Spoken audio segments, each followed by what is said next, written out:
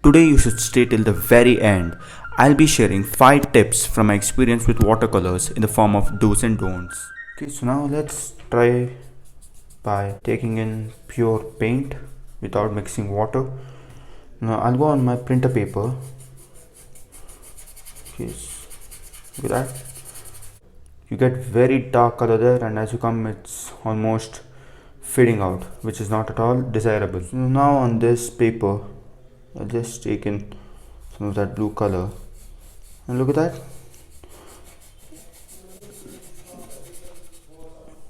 Now look at this and look at that. This is gradual, but this doesn't seem to work. So now I'll just add in some water to this and try to do it like that between these two papers.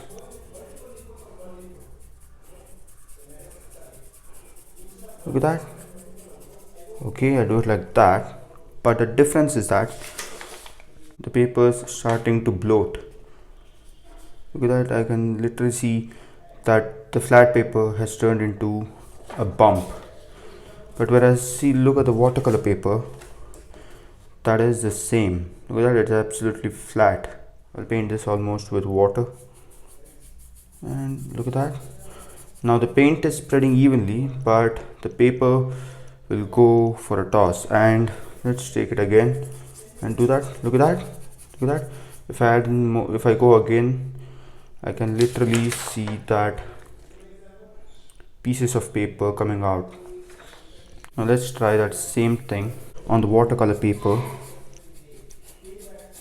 Okay, something like that. Those are the pieces of this paper. Look at that. I can still go ahead with that, and the colors almost consistent there. Now in a painting you have to block in colors, so for that I'll just take in some paint with some blue and black. You could use any brush for this. I'm just using the filbert brush, and look at that. If I want to fill this, I have to go back and reload my brush with that paint or scrub harder. That will result in the deformation of the bristles.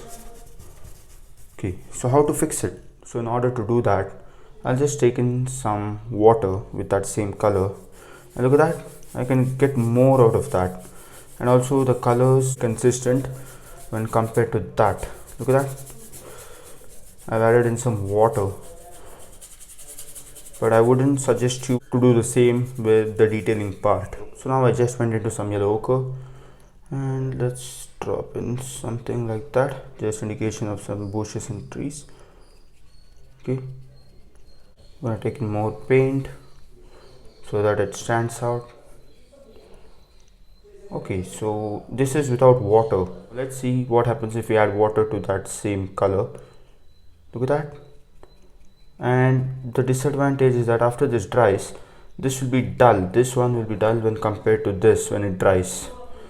And also I'm not getting that fine detailings like that. Look at that. Though I'm doing it the same way, I'm not getting that as much as detailed as that over here. Okay, so now I've just taken in some blue with my angular brush. I've not added any water for that.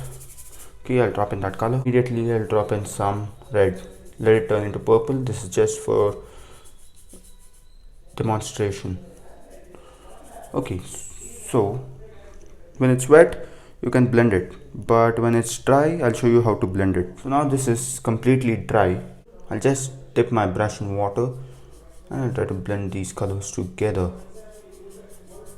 With that, after it dries, watercolors, unlike oil paints, dry very quick. Look at that, just like that over there.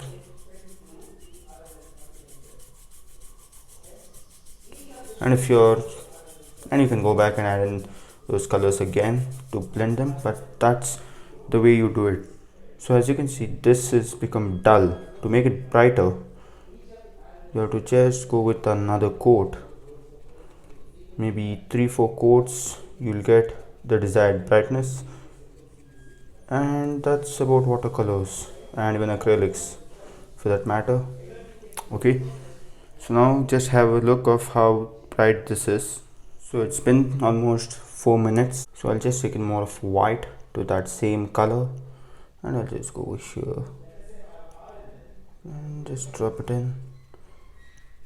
Okay, to make this the brightest part. And I've not added water for this.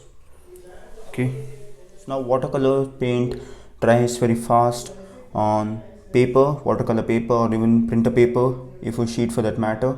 Now you can avoid them drying on your palette by just misting some water on them.